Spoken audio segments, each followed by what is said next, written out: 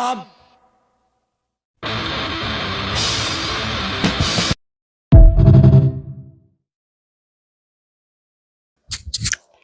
Good morning. Happy Monday. Today, 2:29 of rowing, and I just rowed because I'm sore as shit again. I mean, I feel great, and I was just really sore. And I was like, yeah, I'm just going to row. Just going to take it easy. It's Monday. Got to get ready for the week. I'm sure I'll bring it this week for sure. Drinking vanilla egg yolk whipped coffee. I think now I've spoiled myself and I can't just drink black coffee, but hey, it's not heavy whipping cream.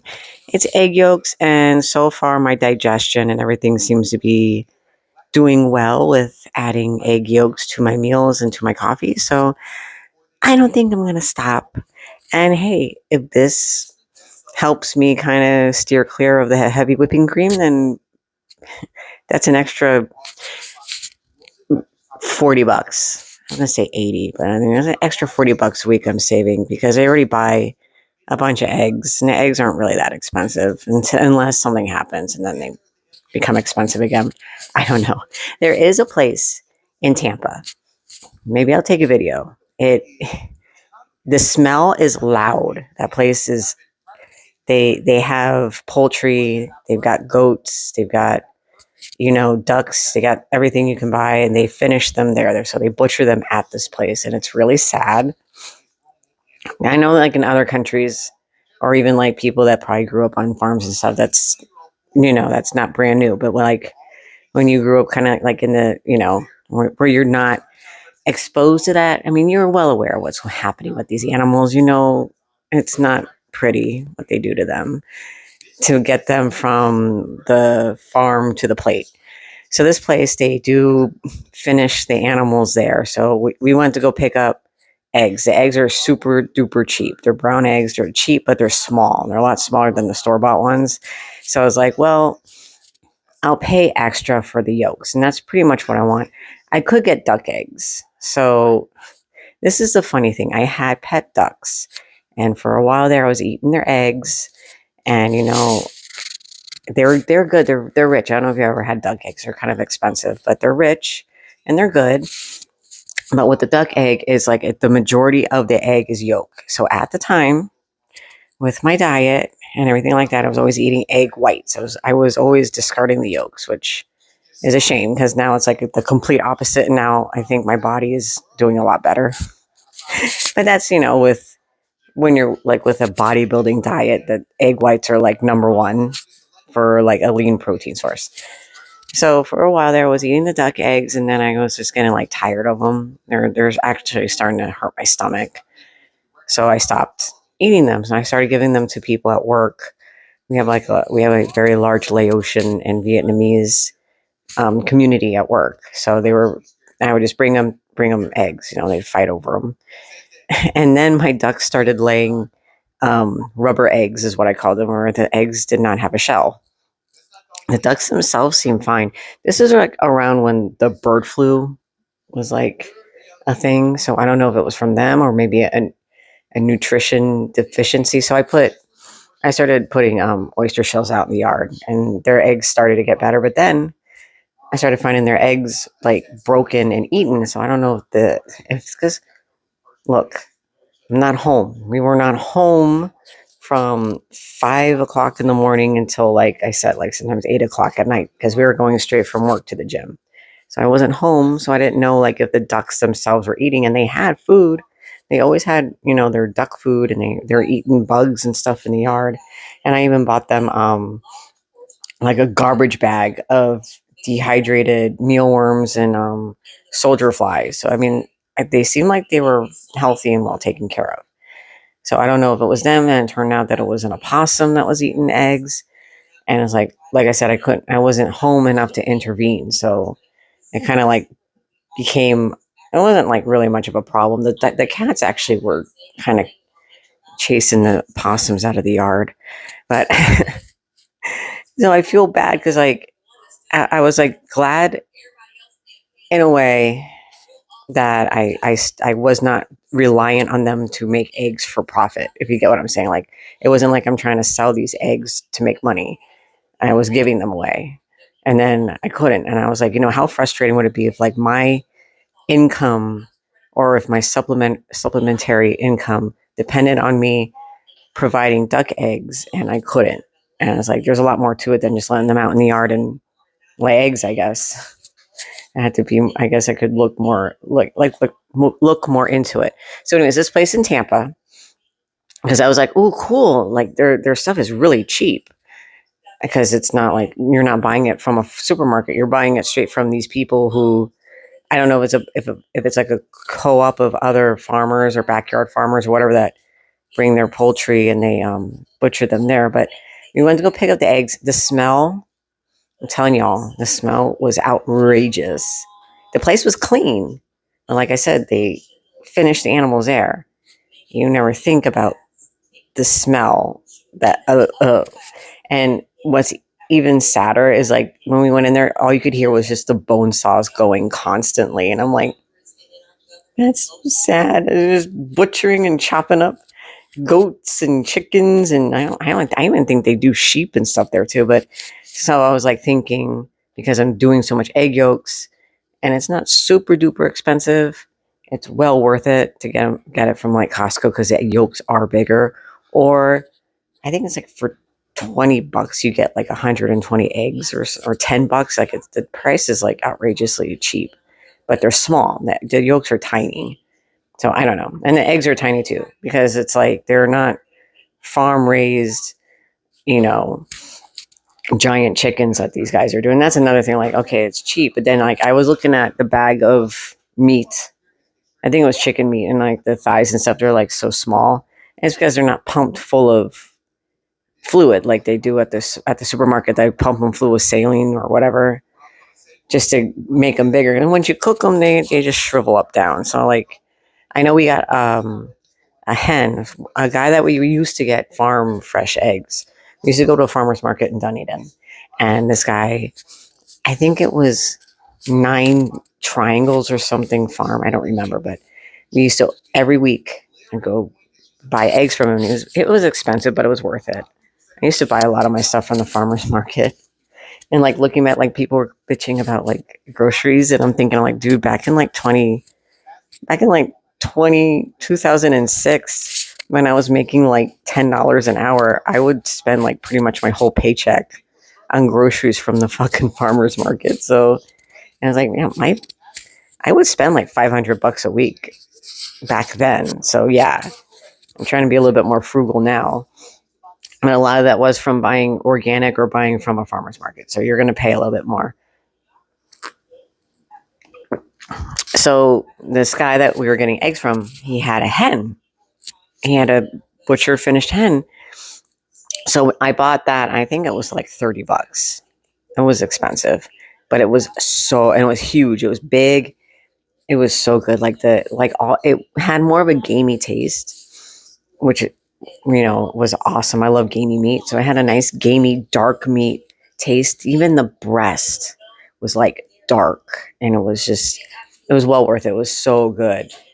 So he usually does not have, he was telling us he usually doesn't have finished chickens for sale, especially at the farmer's market. And he's like, you can come to my farm and we have them there, but it was kind of far. We never did it. I mean, we might try it eventually. I mean, I know that we still are thinking about getting maybe a quarter cow from this place in Brooksville, maybe at the beginning of the year.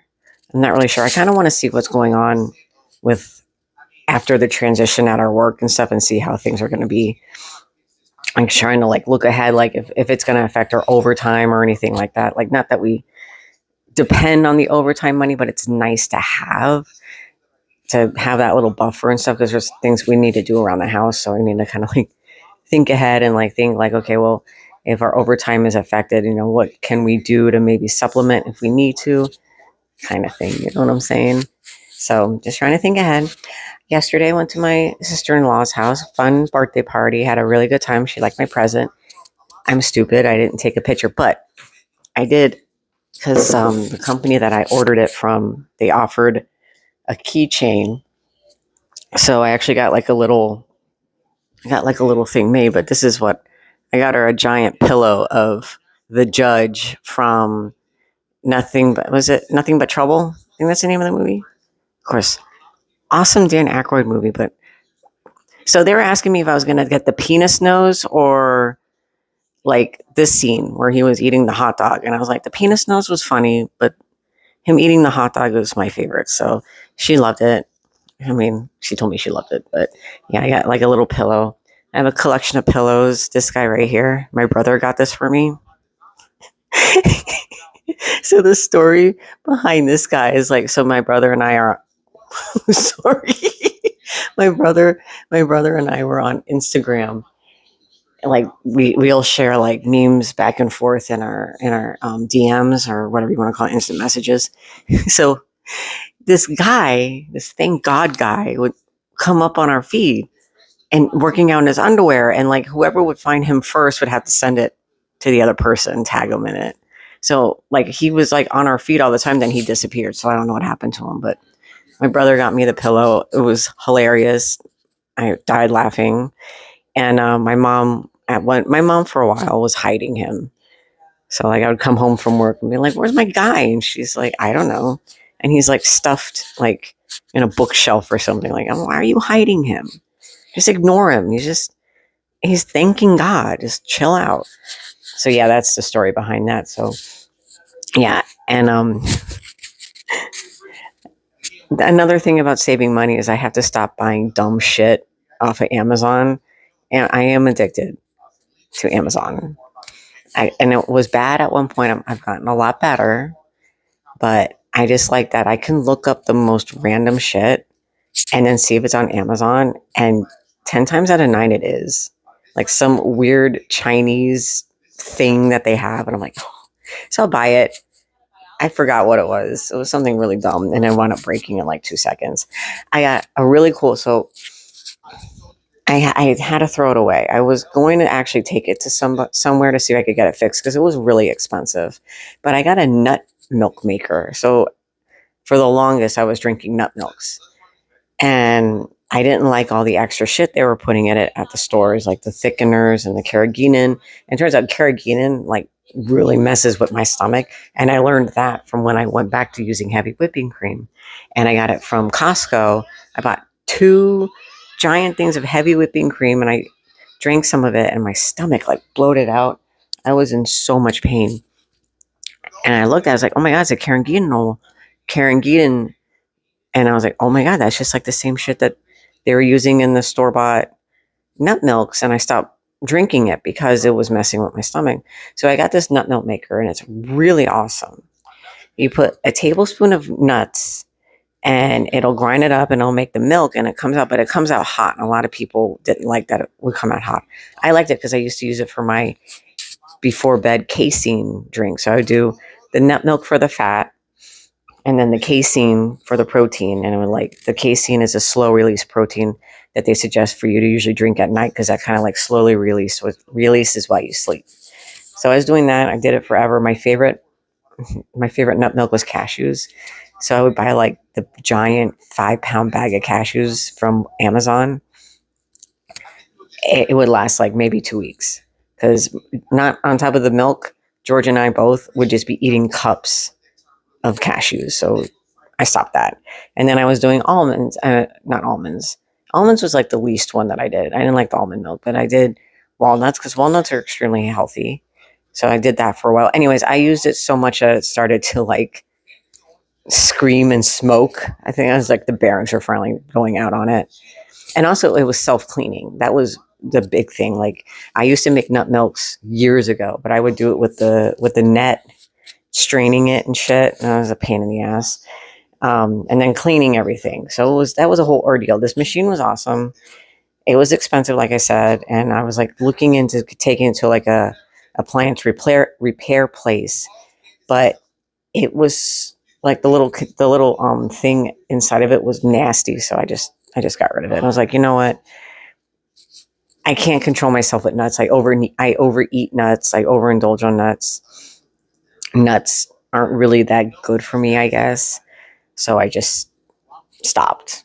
maybe I'll get back into it. I mean, I go in waves, and that's another thing. Like I stick to at least counting my calories for the most part. This week, I mean, since I took out the cream, I'm trying to like add more fat. So I'm trying to track more of the fat that I'm getting to make sure that I'm getting enough. And I pretty much just go off of how I feel. And then like if I weigh myself and do my measurements and things are off, then I'm like, no, maybe I need to change this or whatever. But yeah. So yesterday did really good. Um, when we were at Walmart, because I had to stop. So we went to Walmart to get an Amazon gift card. I didn't know that Walmart and Amazon were like competitors. So we're like, I'm looking at all the gift cards. I'm like, where the fuck is the Amazon one? And then I like Googled it and they're like, oh, yeah, Walmart doesn't carry that because they're competitors. To me, there's no comparison. I mean, like, Amazon's not a fucking grocery store. You can't go into Amazon to buy stuff. You can go into Walmart to buy shit, but you can't go into Amazon. So I was like, oh, but whatever. To me, I don't see how it's a comparison. But anyways, while we were there, I was like, well, let's go check out and see what their sardines look like. Because, like, sardines are a hot commodity now, guys. I mean, what the fuck? Like, it is crazy. And the ones that you can find are like the really big cans that are like gross. Like, apparently, nobody likes them. I mean, it's not a good sign if there's like a whole thing of those. That means that they're gross. I'm sure they're fine, but whatever. So they did actually have a sleeve, a whole case of the Poland round sardine cans, with the one with the clear plastic lid. So they had one of those, so I bought it. There was like a half a sleeve of them, but it was like behind it. So hell yeah, I hooked that up. I'm like, you know what? Every time we go to Walmart, which is really rarely that we actually physically go into Walmart, because I do buy all my shit from from Amazon. So wait a minute, maybe I need to go back on what I'm saying. But no, I do most of my shopping at Costco. But Costco doesn't have the cat litter I like. So I'll either get it from Amazon or I'll go to Walmart and get it. I mean, it's nice to walk around in a store. So yeah, if I find cans of sardines, if we wind up going into a store and I look and I find them, I'm going to buy them. That's mine. So I'm like slowly but surely building up like a little, what is it called? Not a hoard, a little stock of sardines because I like them. I'm trying to incorporate them throughout the week at least once for one of my meals because I eat 5 meals. I'm watching a thing about the the Freemasons and Charlie Kirk and the Illuminati and Scientology, and it's just so much shit. I like that kind of stuff though; it's fun. So yeah, so I stayed on track. You know, the ice cream cake she made looked amazing, but I didn't have any. I felt bad, but my brother, like I mean, I was talking to them. I was like, I hope you guys aren't taking offense, especially since the way how I behaved at my party for the stuff that I made. I was like, look, I haven't had I haven't baked in like 2 years. I haven't baked. I was baking. I got the bug. I want to bake more. Now I'm like thinking about what I want to do for Halloween, and I just went crazy. I ate a cookie. That's how it started. I had one warm chocolate chip cookie that came out of the oven, and that was it. Now I know how to bake keto. I actually I had a very lucrative little thing going on for keto baking, and I would do a lot of keto baking. So I mean, I guess I could do more of a keto type of baking. Like if I want to bake traditional, maybe have something for me on the side. But it's like I don't even really need it. This seems to help. Like the whipped egg yolk, you know, but it's got stevia in it. I mean, I did sweeten up and vanilla, and it's got some bone broth. Ancient nutrition bone broth protein. And I mean, I could always make something a little sweet to sip on to kind of like curb myself from going ape shit on all that. Cause like I'm thinking about trying to see if I can do like an event. We're going to punk rock karaoke Friday in, in St. Pete. So I was thinking of maybe talking to the guy who organizes the punk rock karaoke if we could do maybe like a punk rock sugar cookie decorating Christmas party. So I want to get out and I want to meet people. Like I do want to kind of like engage. It's what I kind of started this too, is like to help kind of engage out there in the universe, and it seems to help with accountability as well, and also open dialogue. Any help, if I help people or people want to help me, or vice versa. I mean, I just enjoy the community, and I would like to be more involved for sure. Um, I know Dr. Baker lives in St. Pete, and he does like a group run, but he always does it at 3, and we don't get out of work till 4. And I can't really run because my knee's fucked up. And I was talking to George about it. I was like, bro, we got to try to at least go to one of these. Like, and like, I want to take a Monday off because I don't know if Dr. Boz still does it, but at Pin Chasers, because I listen to Dr. Boz once in a while, but she was talking about Pin Chasers, and I was like, Pin Chasers, like the one in Tampa? She's not in Tampa, is she? And no, it is the one in Tampa, but it's like at 10 o'clock or something on a Monday. So I'm like, all right, well, I want to try to maybe take a Monday off, go and check that out. And I want to go check out Dr. Baker. So Dr. Baker was originally the one that I saw before Larry and Carnivore Quest. Larry and oh my god, I forgot his wife's name. Don't tell him, but and hopefully it'll come. Larry and Cassie. Larry and Cassie were the ones that I finally like. I sat on their channel and I like went all the way down to like the very beginning of like when they first started, and I just went all the way up pretty much to like, you know, recent. Some of them, like the cooking ones, I kind of like skipped over, but they're, I think, out of the carnivore content, because I listen to Steak and Butter Gal. I like Jenny Minich. I like her because she does a lot of the she's very transparent about like what she does, but how things affect her body. And her and I are about the same age, so that's kind of like nice to base off of that. But yeah, I would like to go check out Dr. Boz's group. She's more carnivore, I mean more keto, but it's still fine because I bought the little keto mojo, and I have not gone over 1 ketone or whatever on that thing.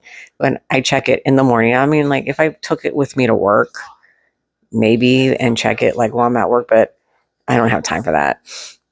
I was thinking about getting one of those continuous glucose monitors just to see, because I mean, I think that would be like the best way to see like how, especially with carnivore, if I am still producing, I don't produce a lot of, like every time I do my blood work, my glucose and A1C is always fine. Everything's fine. I'm a little nervous, but not really, to get my blood work done since I've been on this diet with such high consumption of, like I did eat the rest of the carnivore crunch bar last night. Then I felt fine. So that's another thing. Like I could eat a ton of this stuff and I don't feel as sick as I would, like I did, if I would eat like a whole bowl of ice cream or a whole king size bar, which I mean, that wasn't that much anyway. So I'm just saying, like, the only time I don't feel very good is if I eat a shit ton of pork cracklings. That's the only time I don't feel good afterwards. Or if I eat a lot of pork fat. Like I got that fried bacon for my birthday, and I ate like 3 pieces and I didn't feel good. But then again, birthday, that's where I fucked up pretty good with all the sweets and stuff. So that could be a combination of adding also all the highly processed. I mean, it wasn't processed. I made it from scratch, but you know, all the sugar and carbs and stuff like that, and not having carbs for a very long time. I really overflooded my system.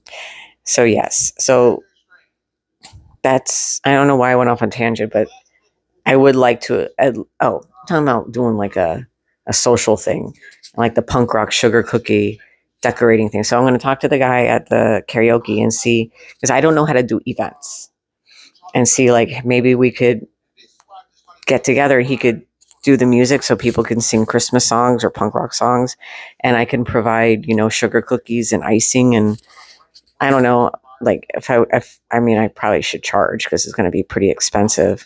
If we can find out how many people are interested in coming, it'd be a lot of fun. Because like I said, I want to get out. I want to meet people.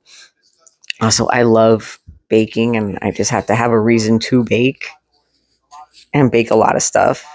because I know how to mass produce, because that's what I did for like 30 years was I did baking for like weddings and banquets and for a nursing home of like 300 people. So yeah, I think it'd be fun. But yeah, as far as like carnivore content creators, that's kind of like how Dr. Baker was the one that I first came up that got me interested and then start researching.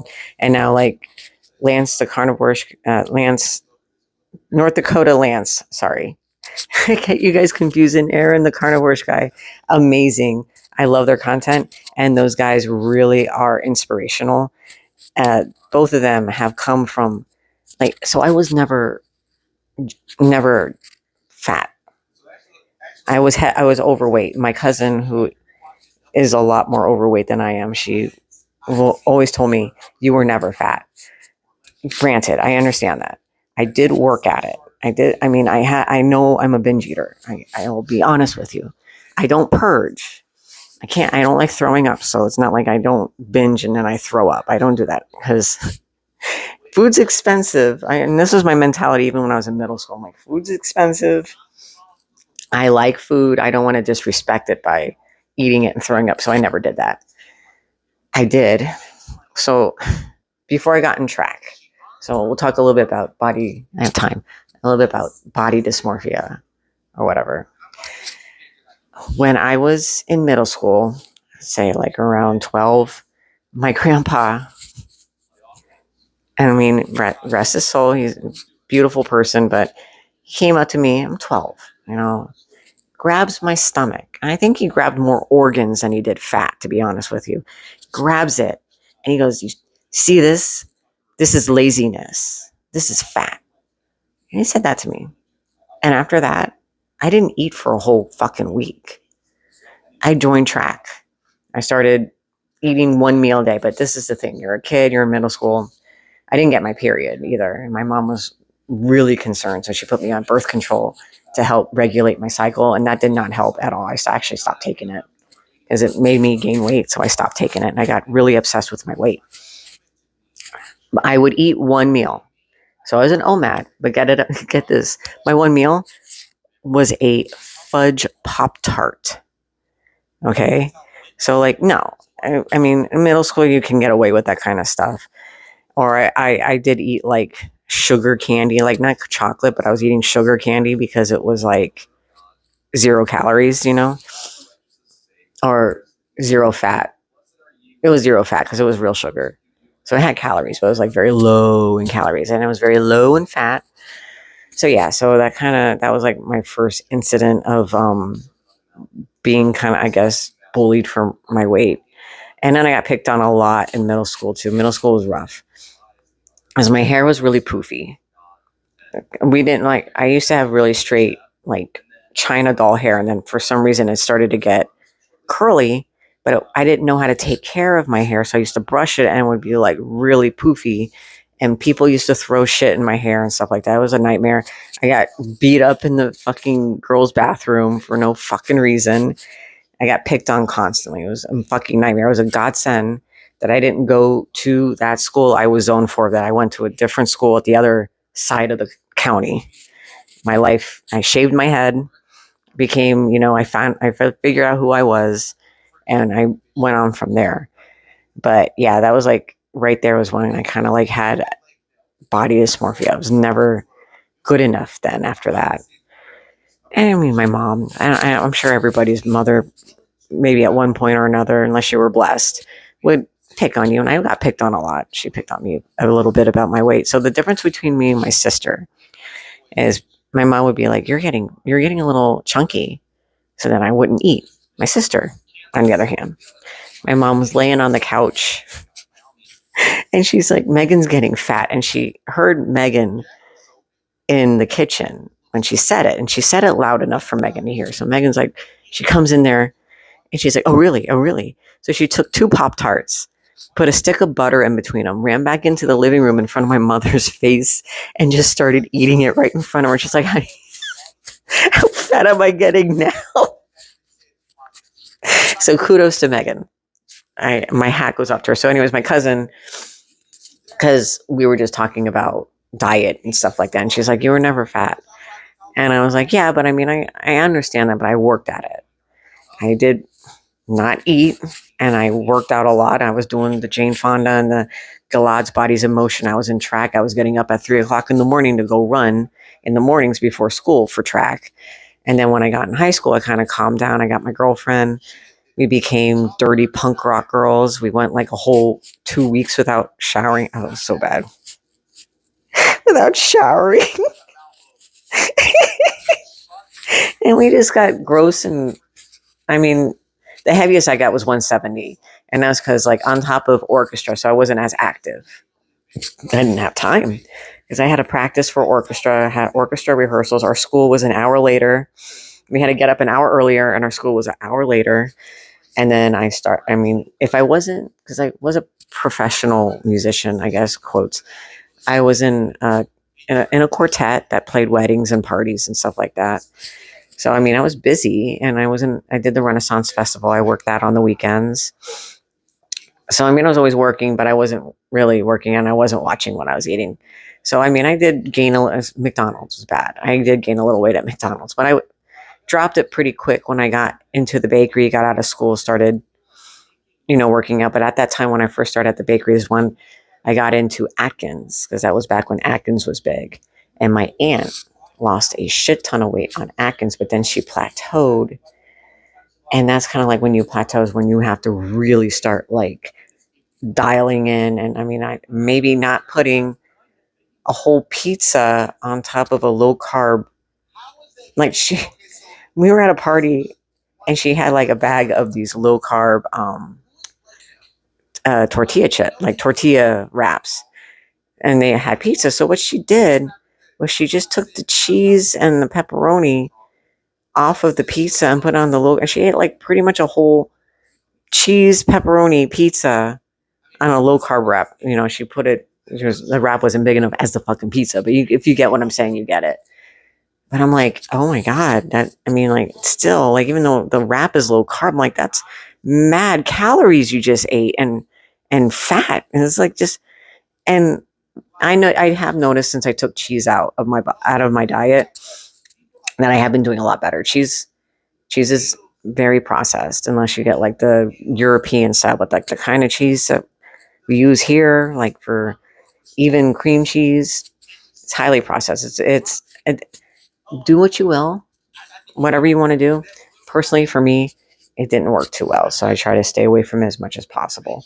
Trying to stay away from dairy. Hello, egg yolk.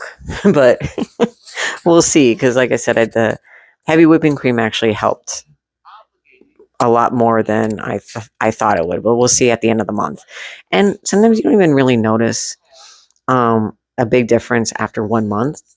Like with supplements or anything like that, I always try to give it 3 months. So, okay, we're going to take this up a notch. I'm going to go 3 months without cream. But I'm not giving up my egg yolks. And actually, if you Google, because I did this, I was like, for bodybuilding, egg yolks, bodybuilding on carnivore, egg yolks between heavy whipping cream, and egg yolks is above and beyond. So heavy whipping cream is just essentially fat. So it definitely is a lot better. So anyways, I have to keep looking at the clock, even though my alarm will go off on my phone when it's time to go. But yeah, I've always had kind of like an issue with my body that it could always be better, I guess. But yeah, that was my grandpa was the first one. And it's even fun. I remember we were like, me and my cousins were swimming, like after church, we went over to my grandparents' house and we were swimming. And like we put our stupid church outfits like in the living room, and like we had our, undergarments or bras and underwear. I think we were like 12. Yeah, either 12 or 13. So like, dude, I've never had a chest. My cousins were like already in a very ample bra size for their age. And they were also very ample, period. Okay. I was tiny. I didn't break 100 pounds until I was 15. So, and I was really small. I think I was like maybe 98 pounds back then, or maybe even close to 90. I was just a small kid. My cousins were more developed. if you will. My fucking grandpa comes out, we're swimming, and he had my quote training bra, and he's like, whose training bra is this? Really? In front of, I mean, they knew we all got undressed and got ready for the pool in front of each other. But I'm like, looking back, I'm like, what a fucking dick. Yo, I was like, who do you think? The one that's built like a little boy, obviously. The fuck? At least I'm wearing something. Because I had to. I got in trouble. I got in trouble at church because I was not wearing because it was like a white dress. And I wasn't wearing an upper garment. And like, even though I was not developed pretty much, I guess it was like you could see my nipples and it was causing the pervy old men to go crazy or whatever. I don't fucking know. So yeah, so I had to wear like a little fucking training bra. So sue me. And now I don't think I've owned a real bra since high school. And I had to get a real bra in high school because I actually got fat enough to have a cup size. But now I do wear sports bras. Let me tell you, some people, I see them, some men bouncing more than I have ever. So please don't give me none of that shit. So anyways, I'm done ranting. I'll go ahead and close it up. You guys have a great Monday, and I will talk to you later. Bye.